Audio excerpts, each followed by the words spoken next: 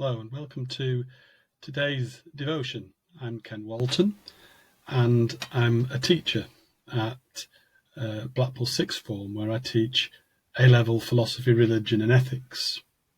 One of the great parts of teaching Sixth Form students, and always has been for me, is the level of debate. In the first lesson, we discuss about the existence of God. There are always many different views, and this adds to the value and depth of the debate that we can have in class. On many occasions, I'll play devil's advocate and fight against whatever is said. But as I remind my students, that's what I get paid for, to argue with them, to get them to think. The first topic we examine in Year 12 is arguments for the existence of God. And every year I relish the examination of the anthropic principle.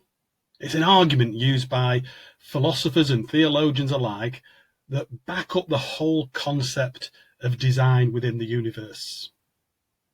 The principle basically states that there is far too many elements of our universe that are just right, that it is impossible to believe that this grand place that we all live in has happened by chance, that there must have been design within the universe. Looking around at this amazing planet that we live on, the temperature, the speed and direction of the Big Bang was just right to ensure the universe came into existence. The temperature is just right for us to inhabit this planet and survive. The temperature is just right to allow water to exist. Conditions were just right for evolution to occur. The sun is the right temperature and just the right distance away from the planet Earth. If the moon was nearer, the waves of the oceans would crash around. The gases in the atmosphere are just right. The trees act as the lungs of the planet. The presence of bees makes the world perfect for our existence, and without bees, humanity would be unable to flourish. In fact, Christians can point to over 1,000 areas of design that are just right.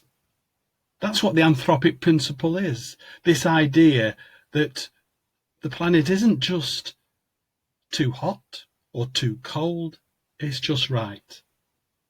Some people refer to this as the Goldilocks principle. The Earth is not too hot, it is not too cold, it is just right for our survival. And for many Christians, this acts as further proof that we're not here by chance, but the whole universe and planet has been designed.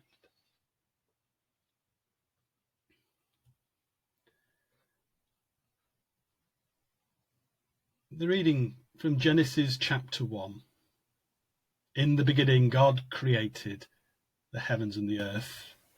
Now the earth was formless and empty. Darkness was over the surface of the deep, and the Spirit of God was hovering over the waters. And God said, "Let there be light," and there was light. And God saw that the light was good, and he separated the light from the darkness. God called the light day, and the darkness he called night. And there was evening, there was morning. And God said, "Let there be a vault between the waters to separate water from water." So God made the vault and separated the water under the vault from the water above it. And it was so. God called the vault sky. And there was evening, and there was morning. Then God said, "Let the land produce vegetation, seed-bearing plants and trees on the land, according to all their various kinds." And it was so. The land produced vegetation, plants bearing seed according to their kinds, and trees bearing fruit with seed in it according to their kind. And God saw that it was good. And God said, "Let the waters teem with living creatures. Let birds fly above the earth across the vault of the sky." So God created the great creatures of the sea and every living thing with which the water teems and that moves about in it, according to their kind, and every winged bird according to its kind. And God saw that it was good. God blessed them and said, "Be fruitful and increase in number and fill the water in the seas and let the birds increase on the earth." And God said, "Let the land produce living creatures according to their kind, the livestock, the creatures that move along the ground, and the wild animals, each according to its kind." And it was so. God made the wild animals according to their kinds, the livestock according to their kinds, and all the creatures that move along the ground according to their kinds. And God saw it was good. The poetry of Genesis captures beautifully the understanding that God is at the heart of all of creation. At the center of our creation is a thoughtful, intelligent designer. God has planned the separation of darkness and light. God has instigated the parting of waters and earth. God's hand is on the evolutionary design of our planet. And if you go through Genesis chapter 1 and reflect upon the order in which creation took place, the parting of land and sea, the seed-bearing plants, the growing of fruit and vegetation, sea animals, insects and reptiles and land animals and humans, it's as if Darwin himself had written Genesis chapter 1. The sequence of design within the universe is such that it can only lead to the idea that there is a designer. And as harvest approaches, we rejoice at the vast array of produce.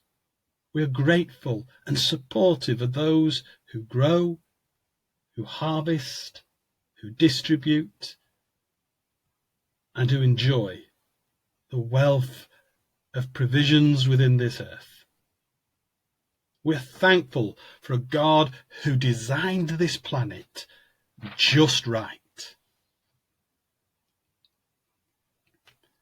From Christine O'Dell's prayer book, Open with God, she wrote this prayer.